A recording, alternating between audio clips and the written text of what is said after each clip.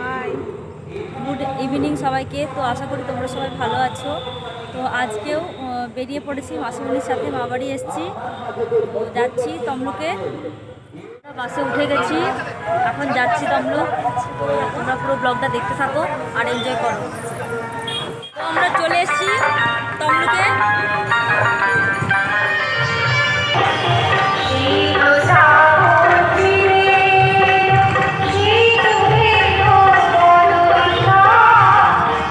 এটা তমলুক হসপিটাল মোড়ের বিদ্রোহী সংঘের পুজো মণ্ডপ। বাঁশ পাট সহযোগে দারুণভাবে গ্রাম্য জীবন চরিত্র ফুটিয়ে তুলেছে, আর থিমটা অসাধারণ।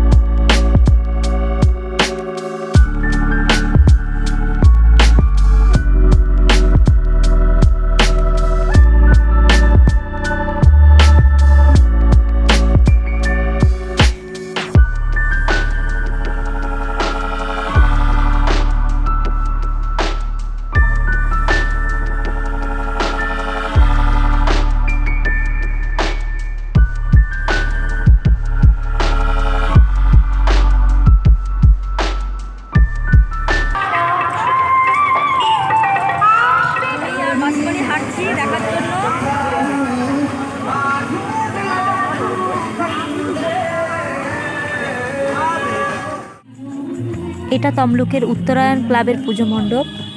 এখানের থিমটা অন্যরকম। নাটক ও যাত্রা কেমন করে বিস্তার লাভ হয়েছিল সেটাই দেখানো হয়েছে।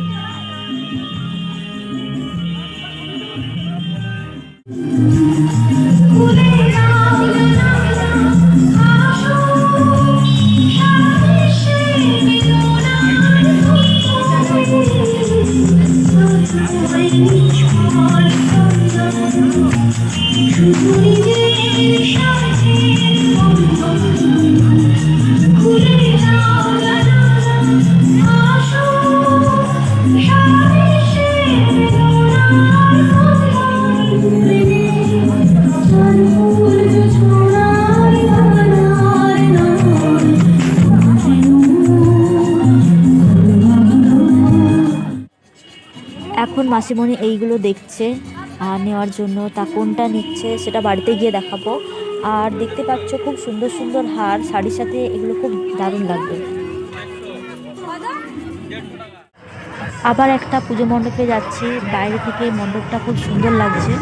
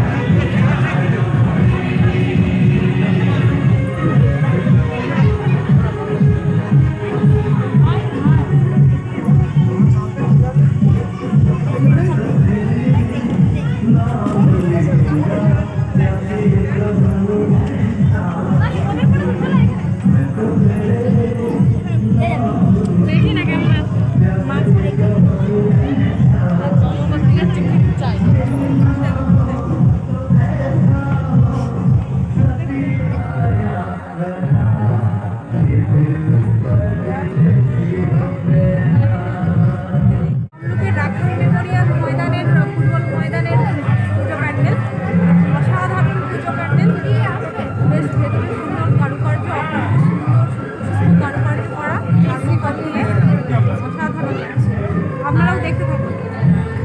আর এই ভেতরের পুরো একদম অন্যরকম সিনারিও, তো ঘুরে গেলে মনটা পুরো অন্যরকম হয়ে যাচ্ছে।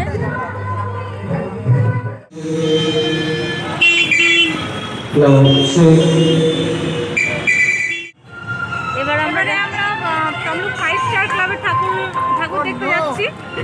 এটাই তমলুকের প্রধান আকর্ষণ, তমলুক 5 স্টার ক্লাব। আমাদের সাথে সাথে আপনারাও চলুন, দেখি কেমন ঠাকুর হয়েছে। তোমরাও দেখতে থাকো পুরো ব্লগটা, তোমাদেরও আশা করি খুব ভালো লাগছে।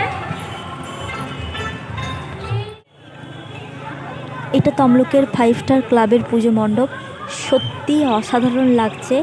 প্রতি বছর এই ক্লাবের পুজো মণ্ডপ দেখার জন্য ওয়েট করে থাকি সারা বছর ধরে।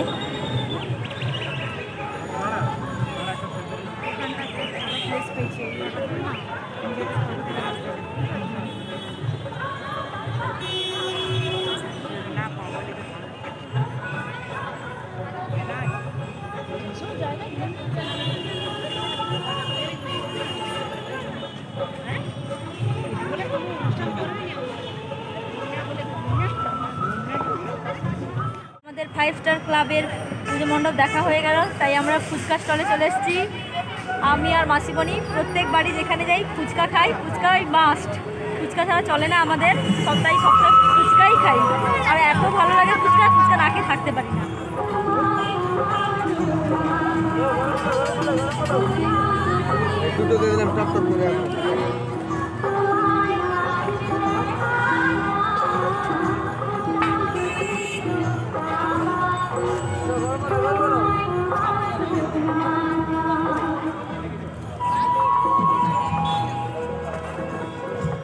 ফুচকা খাওয়া হয়ে গেল, এবার বাদাম ভাজা নিচ্ছি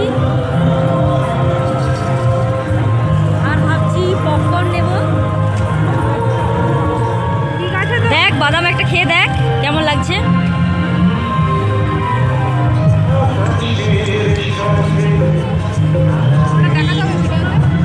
হ্যাঁ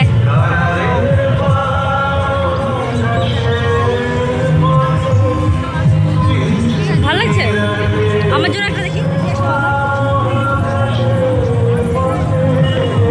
না ভালো লাগছে তো দিশা সারানোর জন্য এগুলো নিয়ে যাচ্ছি, তোমরা দেখতে থাকো পুরো।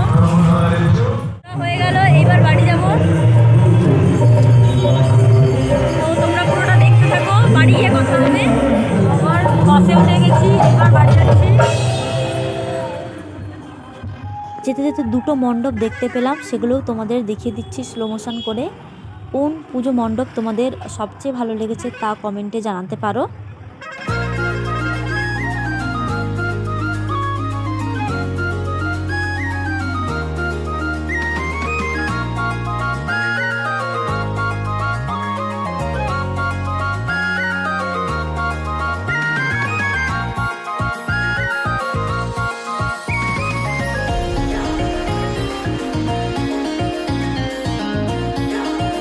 তো আমরা বাড়ি চলে এলাম, খুব মজা করলাম, খুব ঘুরলাম, আর কি কি দেখলাম তোমরা দেখেছো আশা করি।